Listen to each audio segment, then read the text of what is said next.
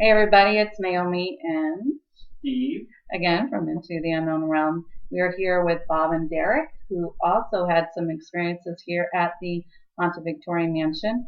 The reason why are here is for this book, Bones in the Basement, written by Joni Mahan.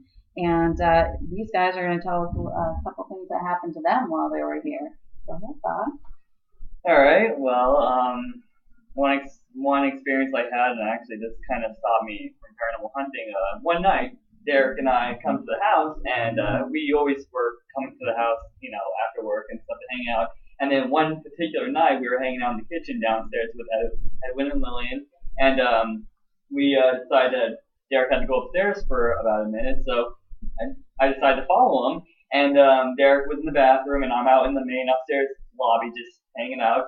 And I was over in this particular area where there's a hallway that just goes right down. And I'm standing there just for several minutes, not thinking anything about anything. And then just at one point, I looked down this hallway, and I couldn't see anything, but I could sense that there was a Victorian era lady that was standing there, and she's just staring at me and stuff. And at first, I was trying to block it out, but then apparently she must have overpowered me or something. And I remember just sensing her there, and then within a matter of minutes, I just remember I was just overwhelmed with cold. And for the record too, it was on a warm summer day, and I just remember just being all of a sudden like I'm just getting cold, the shivers, and just I was at the point too where I just thought I had to sit down, and there was a chair right across the hallway, and I had to go sit down over there, and I'm just like really feeling faint and everything, and it was getting worse and worse by the minute. And then Edwin came upstairs, and he comes over to me and asked me if I was okay, and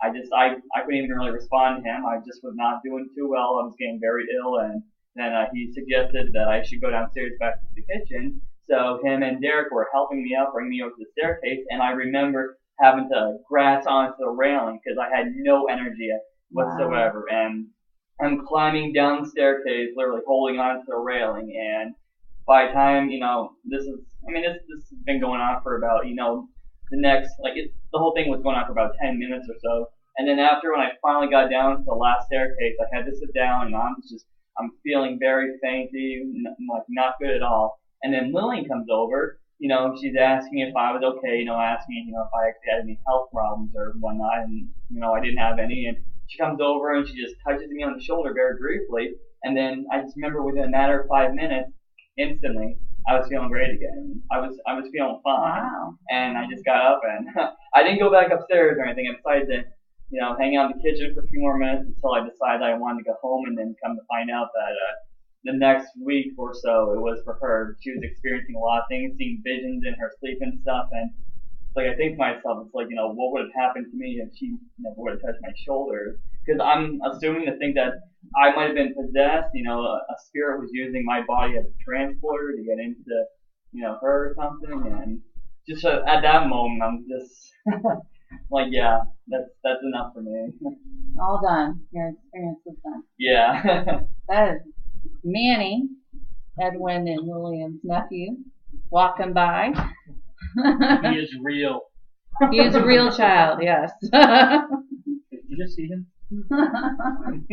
Now, what about you? I've experienced quite a few different things here. Mm-hmm. There was one night, again, Bob and I used to work together, so after work we would come over and hang out with Evan and Lillian. Mm-hmm. And we'd come over, hang out in the kitchen, sit down, have a cup of coffee. And we'd like, about midnight we'll leave. Next thing you know, it's 4 in the morning. Time seems to just go by quickly in this house. Oh my goodness. And Edwin would hear, if he heard a noise upstairs, he'd be like, Derek, go upstairs and check it out. So we would. Like, we'd always bring our recorders and our flashlights, just in case. Yeah, every time. So I come upstairs, and Bob's in the red room, and I have a problem entering the red room. I feel like I'm just not walking into that room, particular room. So I give her respect, and I don't bother trying.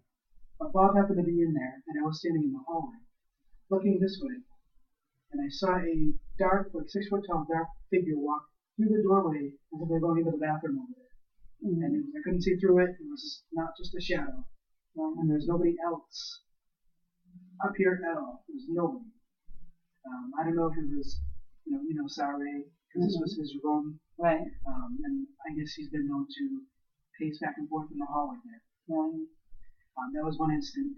Another one, we were down in the kitchen again, like as we always do, we were right out in the kitchen. Right. And another friend was there, and we're getting ready to leave, and she's like, "Oh, hey, I got some pictures on my laptop I want to show you." So we all get back in the kitchen. We're standing in the doorway, and nobody behind me. And I felt something grab the bottom of my shirt and just tug on it.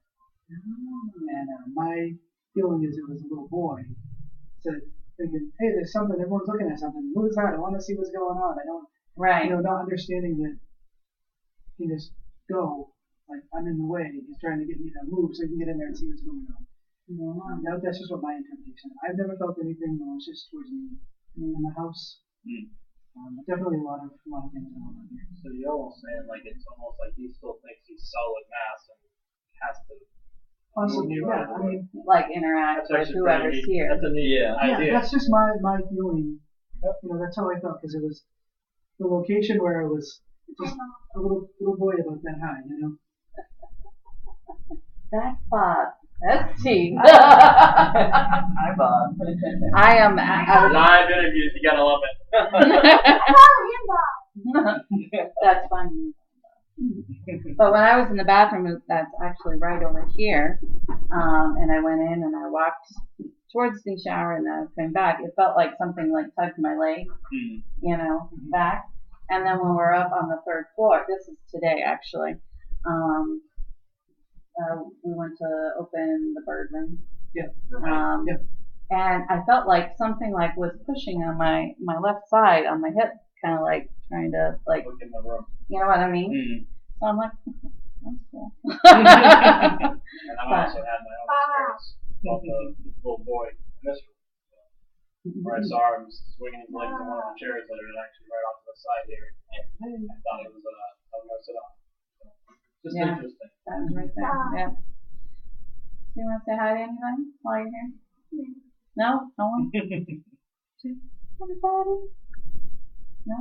You're on camera. No, he doesn't want to be.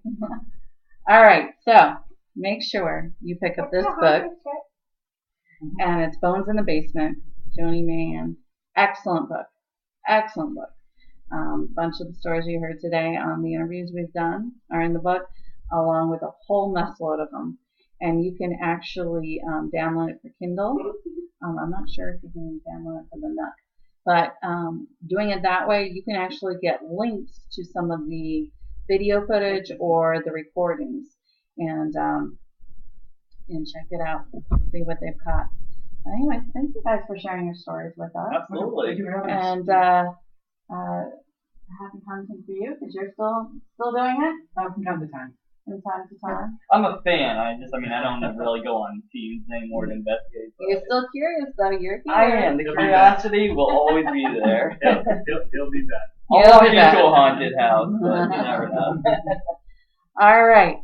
So, thank you for all listening, and check out the book. Hopefully my story didn't spook you.